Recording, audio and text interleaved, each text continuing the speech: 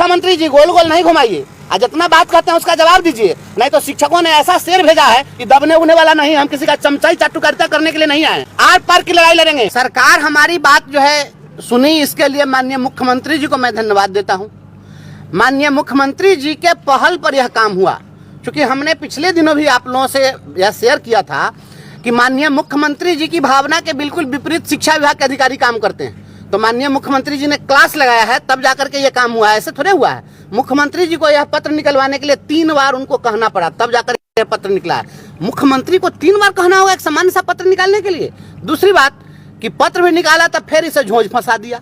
इस शिक्षा विभाग में जो अधकपारी से बैठा हुआ है, यह सब चिट्ठी निकालता है, एक ढड्ढर लिखा है, एक लाइन में चिट्ठी निकाल के लिख देता कि पूर्व में जो प्रचलित व्यवस्था थी वह व्यवस्था फिर लागू होगी।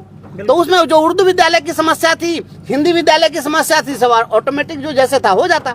लेकिन इन्होंने क्या किया, एक लंबा सा ढड्ढर लिखा, एकदम प्रेम पत्र जैसे लिखा है, एकदम रात में रच रच के लिख दिया उसमें, और उर्दू विद्यालय को छोड़ दिया। आज उर्दू विद्यालय के लोग काफी परेशान थे कि आज हम क्या करें।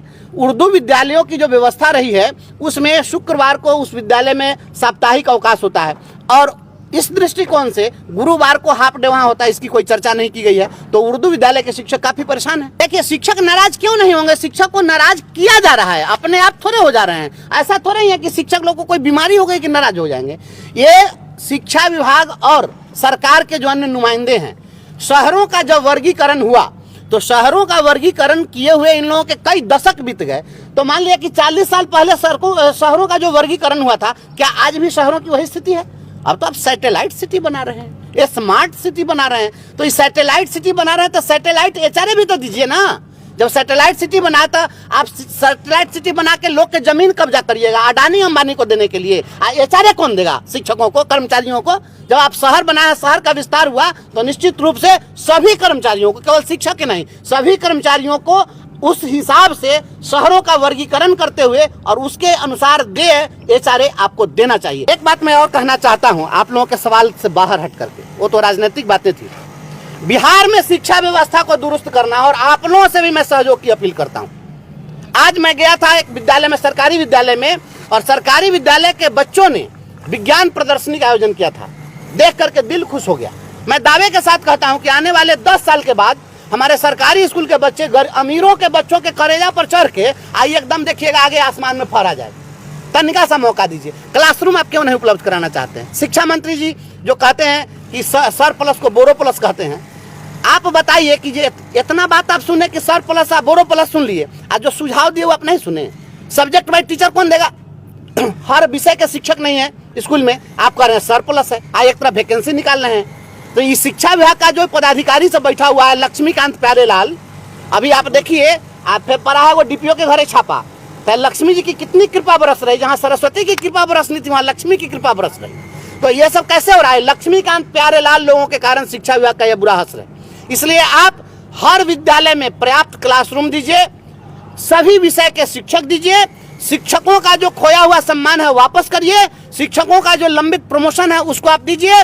सर प्लस शिक्षकों का एक सॉल्यूशन, शिक्षक मांग रहा है प्रमोशन, आपको प्रमोशन देना होगा। नहीं, हम वकालतन नोटिस जारी कर रहे हैं और इस नोटिस का भी जवाब आप दीजिएगा, हम अपेक्षा करते हैं। वकालतन नोटिस शिक्षा विभाग के सचिव को मैं दे रहा हूं कि आप सर प्लस टीचर अपॉइंट कैसे किए हैं।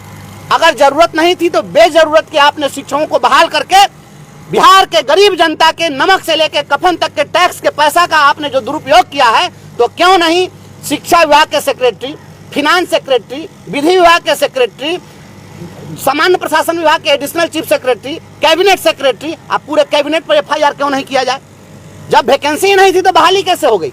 शिक्षा मंत्री जी गोल गोल नहीं घुमाइए, आज जितना बात करते हैं उसका जवाब दीजिए, नहीं तो शिक्षकों ने ऐसा शेर भेजा है कि दबने उबने वाला नहीं, हम किसी का चमचाई चाटुकारिता करने के लिए नहीं आए।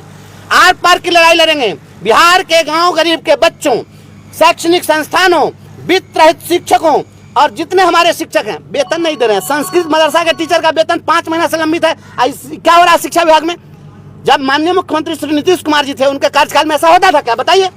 उनके कार्यकाल में शिक्षकों को एकदम समय से पैसा मिल रहा था। ऐसा कौन चीज है यहाँ पर? इकोनॉमिकल क्राइसिस हो गया कि संस्कृत मदरसा के शिक्षक 5 महीना से बिना वेतन के ललायत है। नियोजित शिक्षकों का वेतन जो है 3-3 महीना से बकाया है। आप शिक्षकों को पैसा नहीं दे रहे हैं। पैसा कहाँ गया? किसका घरे गया? वोट के लिए 10-10 हजार रुपया घरे बांट दिए। आज शिक्षक को पैसा कौन देगा? आज शिक्षक जब भूखा रहेगा, उसको वेतन नहीं मिलेगा, बैंक में जो EMI कटता है, जो लोन लिए हुए है, तो हर महीने उसका क्रेडिट खराब हो रहा है। ये शिक्षा का क्रेडिट खराब हो रहा है कि ये आपका क्रेडिट खराब हो रहा है? ये मिथिलेश तिवारी जी, माननीय शिक्षा मंत्री जी, आपका क्रेडिट खराब कर रहा है शिक्षा विभाग का पदाधिकारी सब। इस लक्ष्मीकांत प्यारेलाल सब पर अंकुश लगाइए। आप वेतन शिक्षक को टाइम से दीजिए और वित्त रहित शिक्षा का समस्या जल्दी सुलझा दीजिए। वित्त रहित शिक्षक लोग वेतन के उम्मीद में, वेतनमान की आशा में स्वर्ग चले गए, उनके आत्मा को शांति दिलवाइए। जो लोग मर रहे हैं, जिनके बीमार माँ बाप हैं, दूधमुहे बच्चे हैं और वो पैसा के लिए बिलख रहे हैं, आप उनको दीजिए। नहीं तो बड़का बड़का काफिला लेके निकलिए, लंबा लंबा भाषण देते रहिए और शिक्षा सुधार करते रहिए और कहिए कि वंदे भारत एक्सप्रेस है, सारा वंदे भारत के पोल खोल देंगे। इसलिए